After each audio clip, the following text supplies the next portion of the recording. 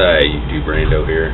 Some of you may have remembered this gun. We did an unboxing with it, but I really wanted to get some shooting in before I done a full review on it. This is the Heritage Rough Rider combo, 22 mag, 22 long rifle combo. It's a USA made gun. It's made out of Florida, I believe. It's a Florida-based company. And this is a single-action revolver. It's actually modeled after the Colt single-action Army, and it uses the same 4-click system. And it has been safety checked. There's your safety notch.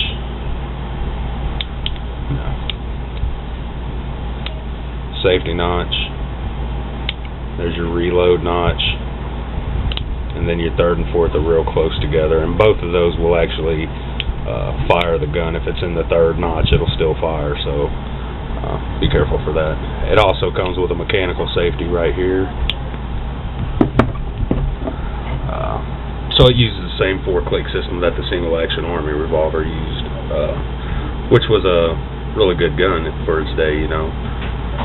Like I said, I wanted to get a little bit of shooting in. We're going to do a couple of specs on it real quick, and then we'll go over what I think about the gun.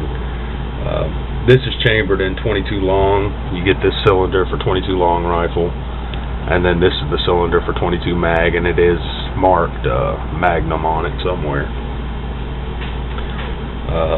You can get this gun. This one's the 6 round, but you can also get a 9-shot revolver as well. This particular one weighs 2.9 pounds. Msrp on the gun from the website was $280. I paid $200 for it. That's about what you're going to pay for it new, $220 somewhere in there, and that's for both cylinders. So you get the extra cylinder with it. Some of them you don't get the extra cylinder with, and they're about $180. This model right here runs about 140 to 160 used, if you can find them. Has a fixed front sight with a notched rear. Comes in a couple of different finishes. This is the black satin finish. You can get it in a blue finish or a silver satin finish, I believe. Barrel lengths on it, and I'm just trying to kind of remember this. I believe it's 6.5 inch. This is the 4.5 inch, or 4 inch maybe. It's either 4 or 4.5 inch, and then you can actually get it in a 9 inch. Grips on it, man, they sell all kinds of grips for this thing. Everything from some ridiculous chrome grips, synthetic mother of pearl, synthetic ivory, what else? This is the laminated rosewood, I believe, but you can get black wood, you can get them walnut. I mean, they just sell all kinds of grips for it, so you can customize it however you want. This is the steel frame version. They do make an alloy frame. Now the thing I like about this gun, and the reason I think it's so good for preppers, is you can shoot 22 long rifle, you can shoot 22 long, 22 short, 22 CB, or 22 WMR, or 22 mag, whatever you prefer, however you prefer to say it. There's a couple of cons, but I believe the pros outweigh the cons. Pros being it's a simple design, it's a cheap handgun, you can shoot an array of 22 caliber bullets. There's quite a few pros for the gun. The cons, I only have 2 major gripes for this gun, and that is it has a cheap plastic ejector on it. So that just makes it feel a little bit cheap, and I think they could have used aluminum alloy or something on here to just make it not feel so cheap. It is, you know, the whole piece right here is plastic, and the finish on this thing is not very durable. You can see it.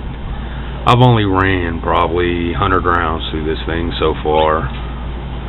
You can see the finish is not holding up very well, and this is actually in a clean mode. I've done clean this a little bit. It needs to be cleaned a little more, but I didn't use gun cleaner or anything. I just kind of wiped it down. So I do keep oil on it now.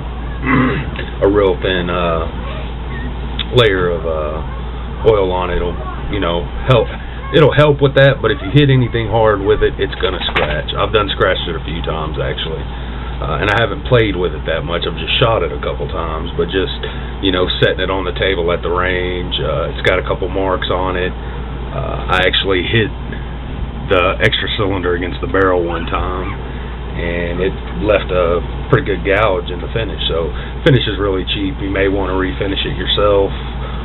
There's a bunch of good stuff you can do with it to remedy that, but you're going to spend a little bit extra money on it. So just keep that in mind. So overall, I like the gun. Like I said, pros far outweigh the cons in my book.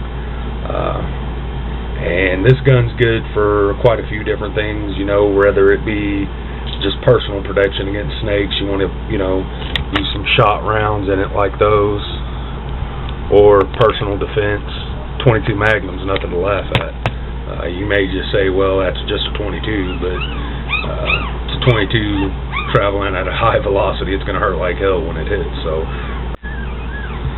like I was saying, before the puppy started going crazy, and he's still going crazy in there, I think it's a really good gun for preppers. Anything that's not, I'm not going to call it a multi-caliber gun, but it can shoot quite a different variety of bullets, if you will.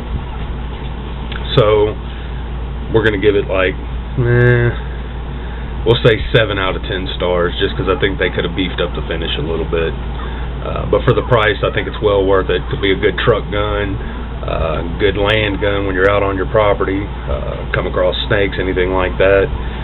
This will definitely take care of it, and that's what I use it for. So that's going to be it for this one. I hope you enjoyed.